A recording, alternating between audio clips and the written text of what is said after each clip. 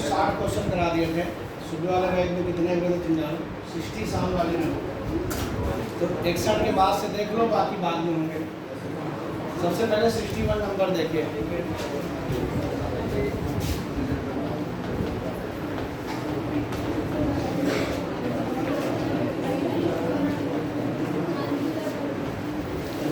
जरा 61 number question देखो।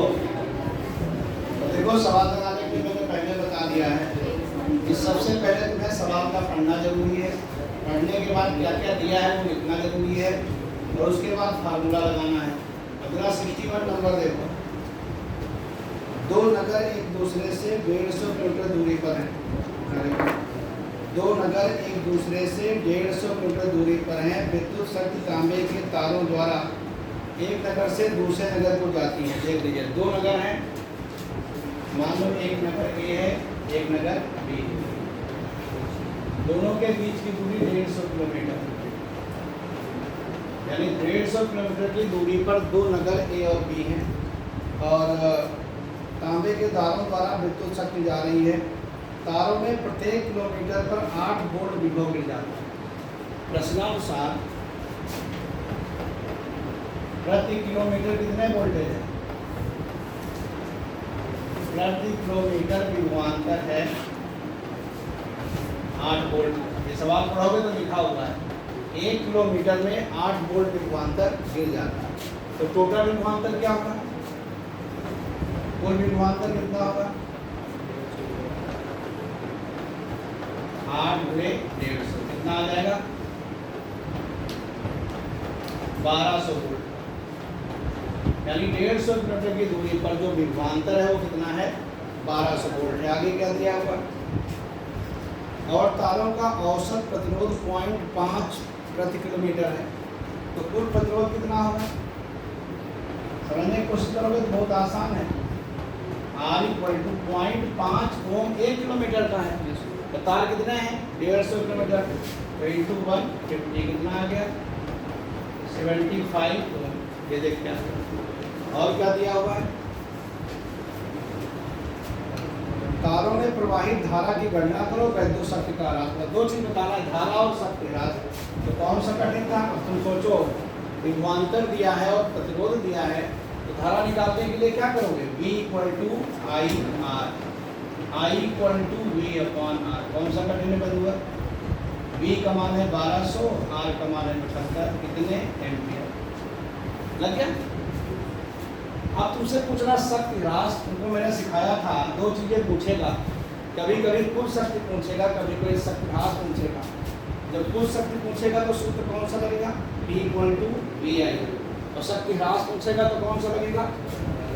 H = I²R या P = I²R। अगर हम I²R रखेंगे, T नहीं लिखेंगे तो मेरा मतलब जाएगा वाट में। अगर T लिख देंगे तो यही जूल में आ जाएगा। कल से सिखा रहे हैं, तो इसको सॉल्व कर सकते हो सेल्फ। ये तुम्हारा देखिए 61 हो गया।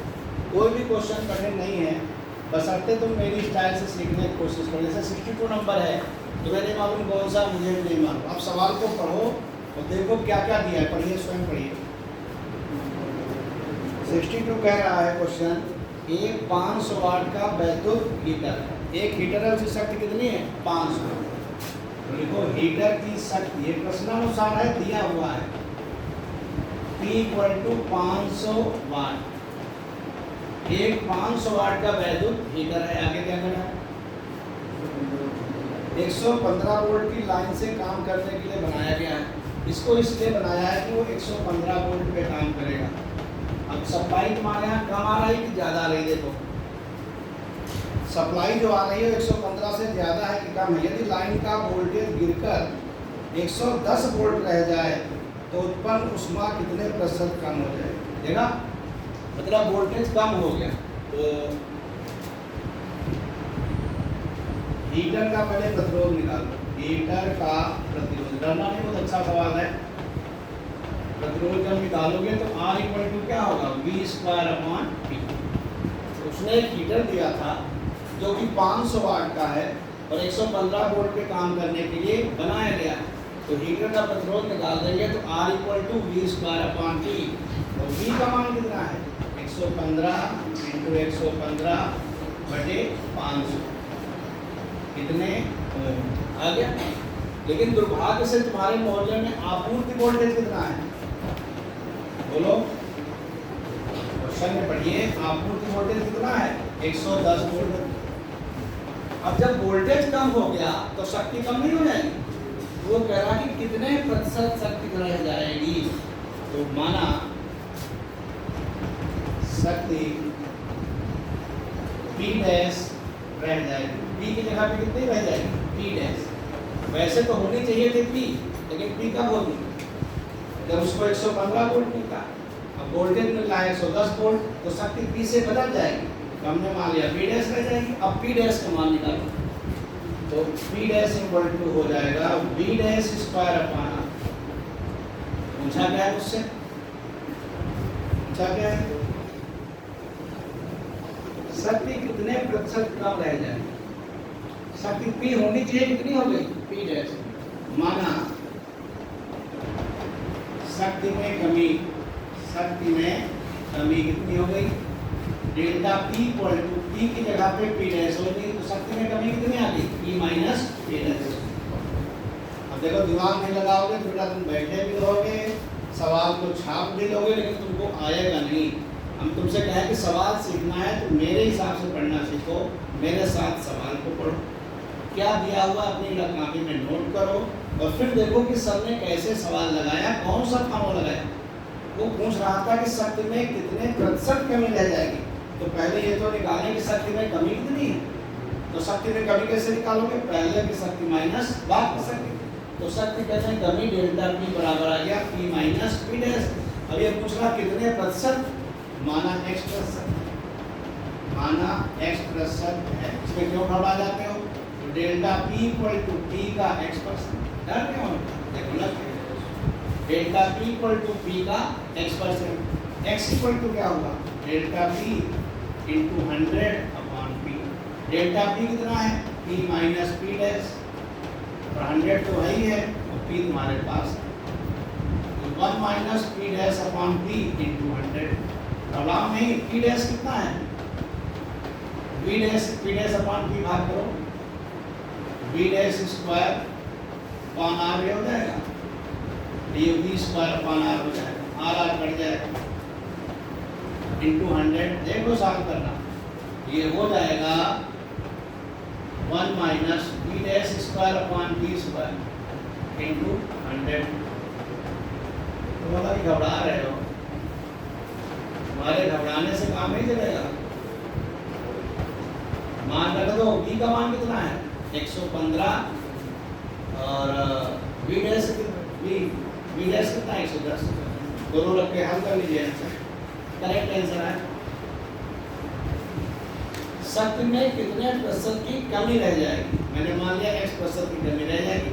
तो कमी कैसे निकालोगे, पहले की शक्ति माइनस बाद की शक्ति, तभी तो कमी निकलेगी। तो दिख रहा है मेरा फोटो कैमरे में, तो कैमरा देख लो, ये तुम्हारा देखिए 62 नंबर हो गया, 63 नंबर देखो। अब ये 63 नंबर सवाल है, हो सकता है कठिन हो सकता है सरल हो, लेकिन मेरे साथ पढ़िए, पढ़ो ध्यान से। किसी डायनमो का विभवांतर 220 वोल्ट है, डायनमो है उसका विभवांतर कितना है 200, प्रश्नानुसार V बराबर 220 वोल्ट। जो कुछ दिया होता है वो प्रश्नानुसार होता है। किसी डायनमो का विभवांतर 220 वोल्ट है, उसके द्वारा 60 वाट की 330 बत्तियां समांतर क्रम में लगी हैं। 60 वाट की 330 बत्तियां, तो कुल शक्ति कितनी हो गई, कुल शक्ति जो निकलेगी V बराबर 60 वाट की 330 बत्तियां, इतने वाट हो गए। एक बत्ती 60 वाट की है और 330 बत्तियां समांतर क्रम में लगी हैं, तो कुल शक्ति कितनी हो जाएगी 60 × 330। आगे पढ़िए सवाल। यदि बत्तियां 12 घंटे तक लगातार चलती रहें, टाइम कितना दिया है 12 घंटे, यदि बत्तियां 12 घंटे लगातार जलती रहे तो क्या निकालना है बताइए। डायनेमो से कितनी धारा ली गई और खर्चा बताओ। कोई बात नहीं, तो पहले धारा निकालो P = VI। बहुत ही आसान है, डर जाते हैं बताने को। यहाँ कुछ पढ़ के विवेकता से डरोगे तो हो गया। I = P/V। P का मान है 60 × 330 अपॉन V का मान क्या है 220। देख लीजिए 90 एम्पियर। धारा कितने में रही है 90 एम्पियर। तो कितना खर्चा लगेगा, बिल कितना लगेगा, जबकि रेट कितना है ₹1.75। तो अगर बिजली का बिल निकालना है तो 2 काम करने पड़ेंगे। यूनिटों की संख्या पहले निकालो, कितने यूनिट बिजली खर्च की, क्या होता है फार्मूला वाट याद है इंटू घंटे अपॉन 1000। समझा क्या रहे हो? जब बता रहे हैं कि तुमको कैसे यूनिट निकालना है, कई बार फॉर्मूले बता चुके हैं। वाट इंटू घंटे अपॉन 1000। कितने वाट है 60 × 330। कितने घंटे चलाया 12 1000।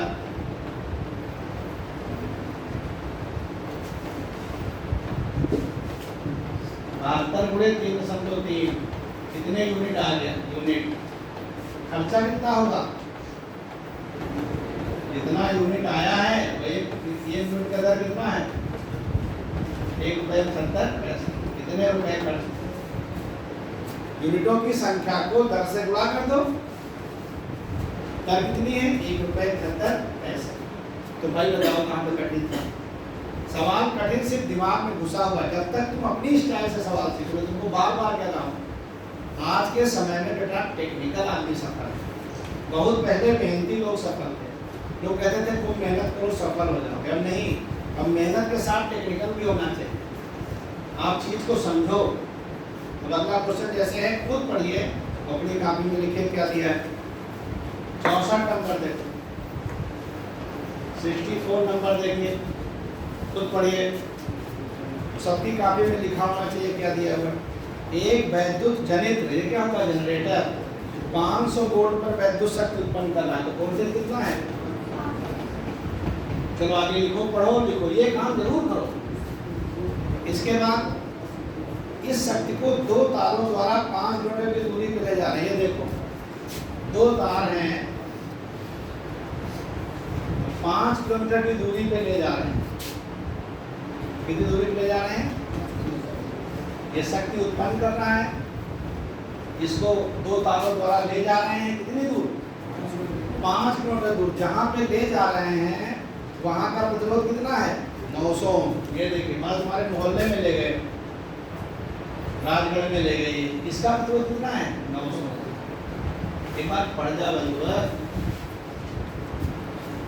ये मान लो शहर AB में ले गए बिजली, 2 तारों से शहर AB को ले गए बिजली। शहर AB कितनी दूर है, जहाँ बिजली उत्पन्न हो रही है वहाँ से 5 किलोमीटर दूर है। और शहर AB का प्रतिरोध कितना है 500। कैसे मालूम पड़ा, किताब में लिखा है। अब वो कह रहा कि तारों के दूसरे सिरों के बीच जुड़े 900 के प्रतिरोध का विभवांतर बताना है। ये बताना है कि यहाँ का विभवांतर कितना है। तार, प्रत्येक तार का प्रतिरोध कितना है बताओ। प्रत्येक तार का प्रतिरोध कितना है, अरे 0.01 ओम प्रति मीटर। शहर कितनी दूर है 5 किलोमीटर। तो 0.01 इंटू 5 किलोमीटर, 5 इंटू 10 की पावर 3, कितने ओम आ गया 50 ओम आ गया। ये भी 50 ओम है, ये भी 50 ओम। जिन तारों से बिजली ले जा रहे हैं उनका प्रतिरोध क्या हुआ 50 ओम। अब ये परिपथ बन गया तो कुल प्रतिरोध कितना हुआ, दोनों प्रतिरोध बताओ। R = 50 प्लस 900 और प्लस 50 कितना आ गया 1000। 1000 ओम। पूछा क्या धारा, धारा निकाल लो। V = IR, I = V/R। V का मान है 500, R का मान है 1000। धारा कितनी आ गई? 1/2 एम्पियर। विभवांतर किसका निकालना है? 900 ओम का विभवांतर निकाल। 900 ओम की धारा गुणे 900, देख लीजिए 450 वोल्ट आ गया। देखो कितना सरल सवाल, इतने कम जगह में आ गया। इसको लोग दो पन्ने में लगाते हैं।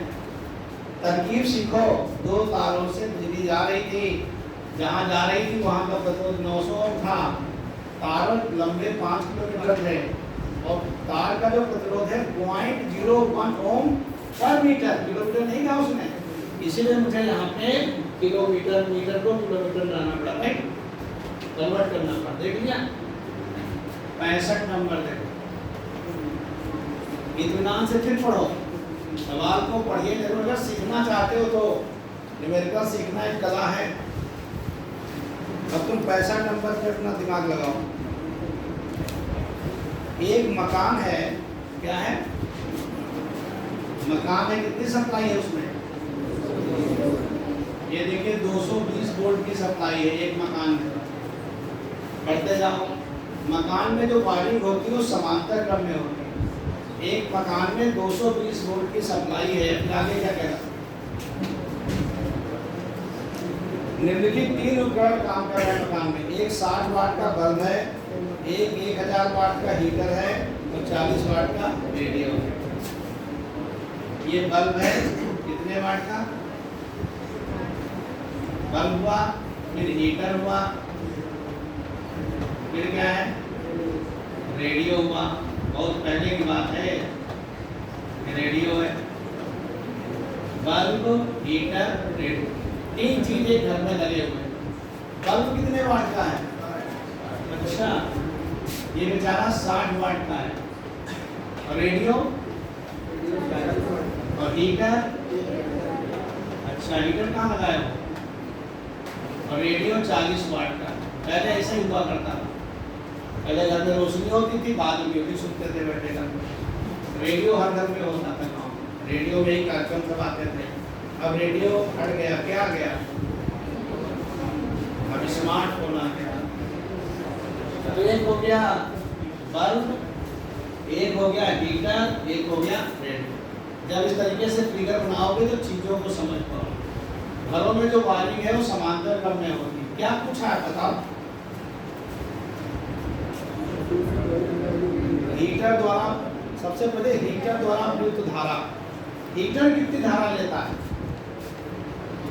तो P2 = VI2। वोल्टेज तो सबका बराबर होगा। P2 = VI2। P = VI होता है, तो P2 = VI2। एक स्टूल निकाल दो। स्टूल ना देखो, एक में जाइए भाई, खड़ी हो। बहुत बड़ा दिखता नहीं है ये, निकलेंगे तो डर नहीं।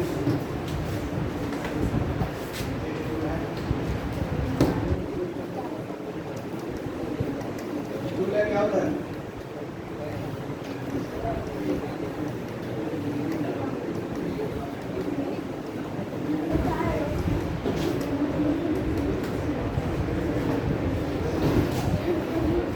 उधर पीछे से कुर्सी उठा लो, प्लास्टिक कुर्सी उठा लो उधर। हाँ क्या बैग हटा लो यार।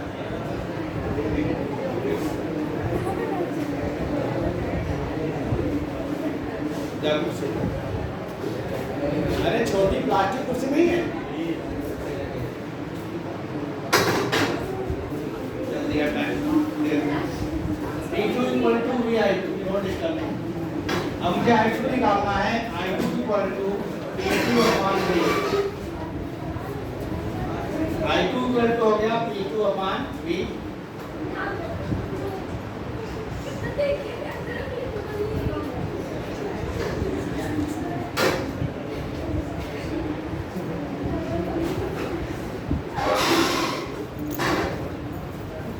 P2 का मान है 1000, B का मान क्या है? 220। 50/11 एम्पियर। देख लीजिए हीटर में धारा निकल गई P2 equal to VI2। V2 क्यों नहीं किया? क्योंकि विभवांतर सबका बराबर था, समांतर क्रम में वोल्टेज समान होता है। तो P2 इक्वल टू VI2 हो गया, I2 equal to P2 upon V। Second part क्या है? इस लाइन की फ्यूज में धारा, कुल धारा निकालना है। तो पहले कुल शक्ति निकालो। कुल शक्ति कितनी हुई? कुल शक्ति P equal to P1 plus P2 plus P3 60 plus 1000 plus 40। डरना नहीं है, 1100 वाट हो गई। देखो जब तक कंसंट्रेशन से सवाल नहीं सीखोगे, मैं फिर बता रहा हूँ सवाल आपको नहीं आए और हमारे हिसाब से समझोगे तो बहुत कम मेहनत में आपको न्यूमेरिकल आ जाए। ये फैसला सिर्फ आपका है, मेरा नहीं है। अगर मस्ती काटोगे, बातें करोगे, दूसरे का मुंह देख के हंसोगे तो सिर्फ हंसते रह जाओगे। तो बहुत दिन जिंदगी में हंसना पड़ेगा। कुछ लोग शादी ब्याह में गेट पे खड़े होकर देखो बल्लम लेके हंसते हैं, ना हंसे तो उनको कोई रखता नहीं है, हाँ हटा देता है। बहुत हंसना पड़ेगा, बिना मतलब हंसना पड़ेगा। इसलिए पढ़ाई कर लो तो कम हंसना पड़ेगा। अब शक्ति कुल धारा निकालना है तो P equal to VI, I equal to P upon V 1100/220। ये देखिए कुल है। इतने बड़े बड़े सवाल देखो कैसे शॉर्टकट में लगे जा रहे हैं ना, दिखाई पड़ा? अरे दिमाग लगाइए कि भगवान ने सबसे ऊपर दे रखा है, क्या दिया है ये समझो, कौन सा केस है ये समझो, सुख लगा दो आंसर। पता नहीं क्यों न्यूमेरिकल में कांप रहे हो। 66 नंबर देखो,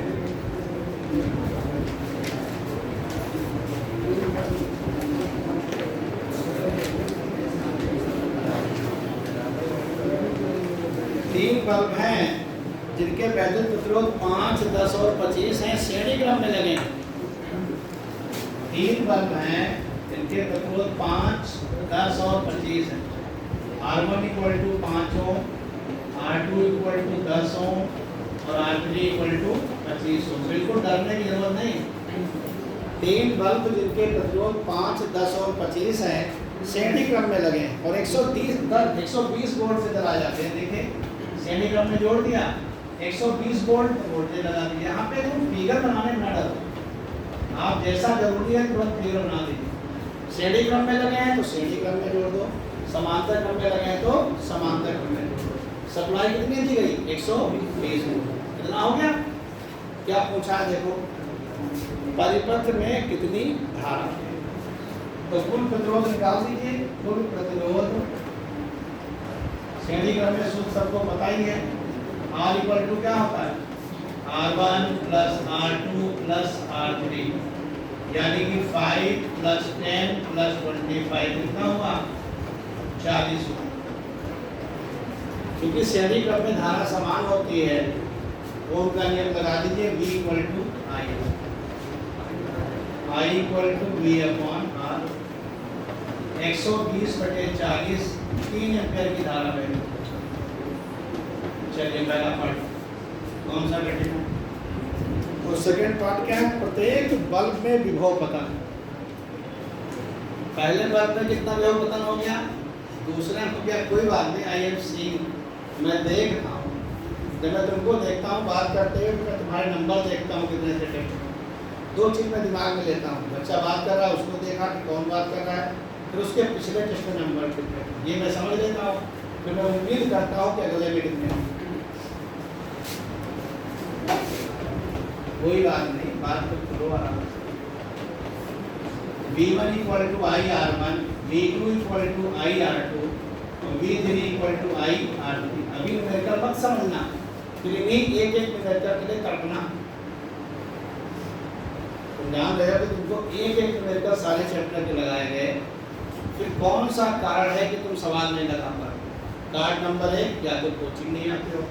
कार्ड नंबर 2, कोचिंग आते हो तो बैठ के मेरे साथ पढ़ते नहीं हो, बातें करते हो, कोशिश करते हो कि सवाल ना पढ़ना पड़े।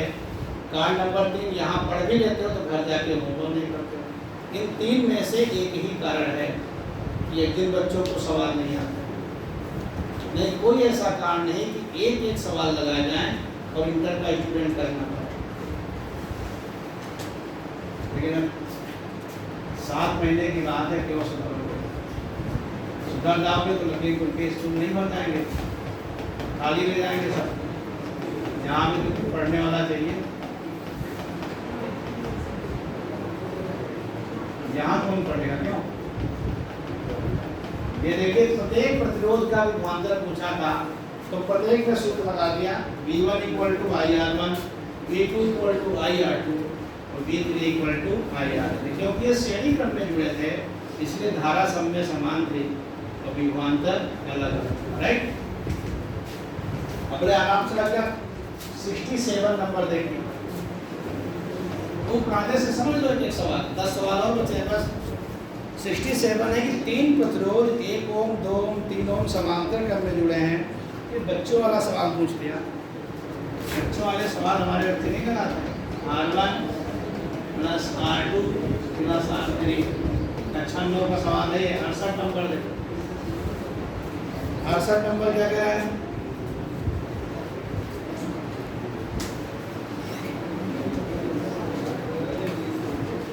जब दो प्रतिरोधों को श्रेणी क्रम में जोड़ा जाता है तो उसका मान 25 ओम है। जब समांतर क्रम में जोड़ा जाता है तो प्रतिरोध कितना है? 4 ओम है। प्रत्येक प्रतिरोध का मान बताओ।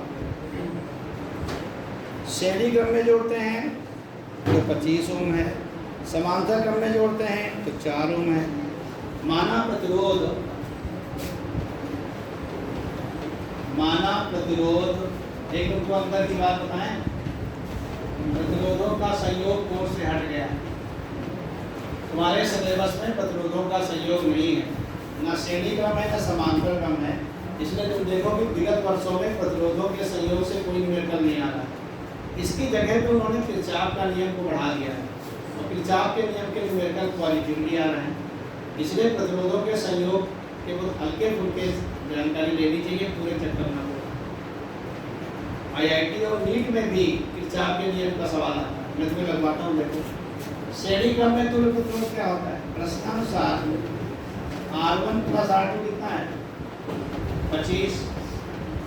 और समांतर क्रम में कितना है? 4। खूब आसानी से समझ लो, देखो यही क्या है। श्रेणी क्रम में 25 है और समांतर क्रम में 4 है। तो R1 + R2 25 हो गया, तो 1/R1 + 1/R2 क्या हो गया? 1/। इन दोनों को हल कर देंगे, देखो कैसे करें। R1 + R2/R1R2 = 1/4। सॉल्व करोगे तो R1 R2 कितना आ जाएगा? 100। अब A - B का होल स्क्वायर लगा दो।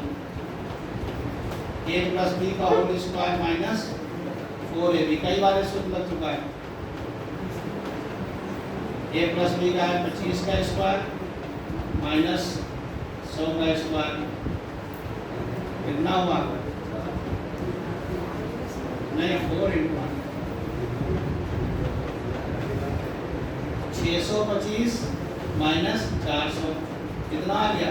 225। ये कितने का स्क्वायर होता है? 15 का। R1 - R2 कितना आ गया? 15।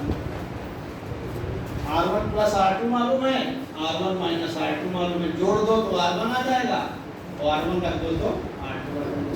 कोई कठिन है? इस तरीके के क्वेश्चन तो मैंने आवेश में भी लगाया था, जहाँ Q1 + Q2 मालूम था, Q1 Q2 मालूम था, कई बार यूज कर चुका। तो समझ लीजिए, यहाँ प्रतिरोधों का संयोग कोर्स में है नहीं, सेलों का संयोग है, संधारित्रों का संयोग है और किरचॉफ का नियम है। बिल्कुल कायदे समझ लो। अगला क्वेश्चन देखो, क्वेश्चन नंबर 69। लेकिन तुम्हें थोड़ा सिखाने में मजा आएगा। जरा 69 नंबर देखो, देखो क्या कह रहा 69। 3 प्रतिरोध तार एक त्रिभुज ABC की आकृति में जोड़े गए हैं। जैसे मैंने संधारित्र सिखाया था, सेम यहाँ यूज होना है। अभी तुम खुद लगा लोगे। 3 प्रतिरोध तार एक त्रिभुज ABC की आकृति में जोड़े गए हैं। AB का प्रतिरोध इतना है, BC का इतना है, CA का इतना है। AB का प्रतिरोध बताओ। देखिए ABC पहले बताओ। A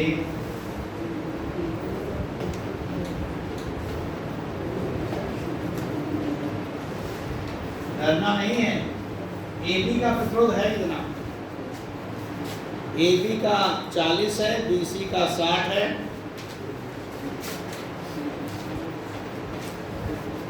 और सी ए का कितना है 100। अब इसमें तुम उटपटांग काम नहीं कर सकते, तुम देखो कि किसके बीच में पूछा गया है। सवाल कैसे लगेगा डिसाइड होगा कि प्रश्न में क्या पूछा है। उसने कहा है ए बी का प्रतिरोध बताओ। तुमको मैंने यहाँ नहीं संधारित्र बहुत विधिवत सिखाया था, तो मैंने कहा था संधारित्र तुम सीख गए तो प्रतिरोध तुमको अपने आप आ गए। जैसे ए बी का प्रतिरोध पूछा है, हमको देखना है कि ए से बी को जानने के कितने रास्ते हैं।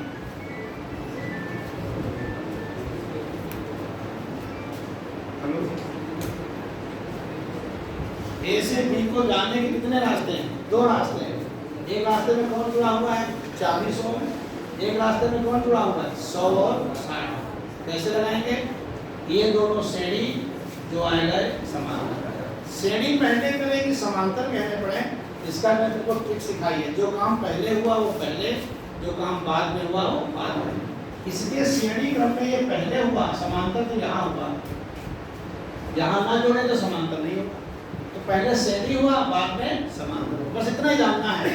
बच्चा बहुत कंफ्यूज रहता है कि पहले श्रेणी का सूत्र लगाते हैं कि पहले समांतर लगाते हैं, बिल्कुल पगलाया घुमा करता है। इसका एक ही रिजल्ट है कि जो काम पहले हुआ उसको पहले, और जो काम बाद में हुआ उसको बाद में। अब तुम्हारी बुद्धि कैसे काम करेगी, कौन सा काम पहले हुआ, तो दिमाग लगाओ समांतर यहाँ हुआ था, ये जोड़ना बंद कर दे तो समांतर नहीं होगा, और श्रेणी तो यही हो चुका था। तो पहले श्रेणी हुआ, बाद में समांतर। तो पहले श्रेणी लगेगा, बाद में समांतर। इतना अपने दिमाग को समझा के रखो, ये कोई तुमको बताने नहीं आया। तो लिखोगे ए सी बी का प्रतिरोध, इसको R डैश मान लो, R dash equal to 100 plus 60 बराबर 160 ओम। फिर ए बी का प्रतिरोध, इनको संधारित्र है, कैपिटल R हो तो अब ये दोनों समांतर आ गए। 1/R equal to 1/40 plus 1/R dash, 1/40 plus 1/160। R find नहीं फाइंड कर पाओगे, हल कर लो आंसर। संधारित्र में तो बहुत कठिन कठिन करे हो। चलिए 70 नंबर देखो, 70 नंबर दिमाग लगा के फिगर बनाइए खुद। 70 नंबर क्या कह रहा है?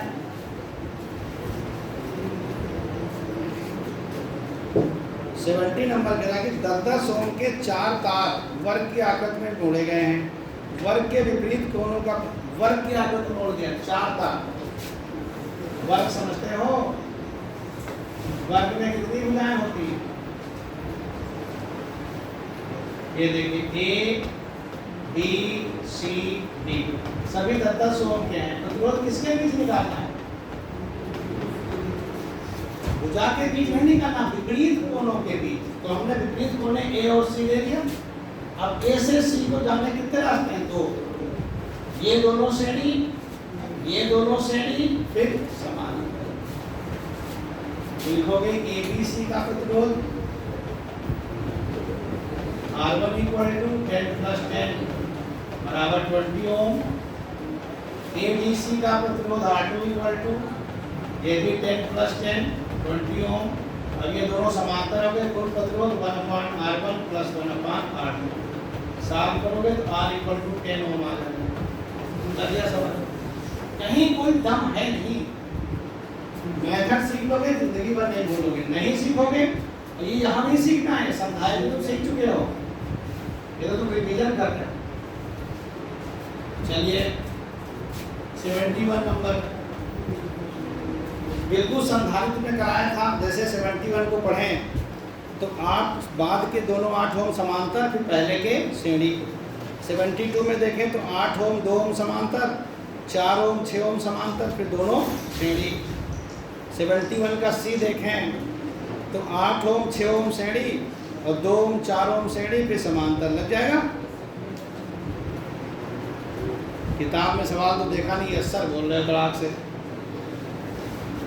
देखो 71 का एक, रो रहे हो? अरे नहीं रो रहा बंदा, उसका क्या करें? उसको दादी हो जाएगा। 8 ओम 8 ओम 8 ओम, 1 बी, इसको P मान लो। ये दोनों समांतर जो आएगा इसके श्रेणी। 71 का फर्स्ट, 71 का सेकंड देखो।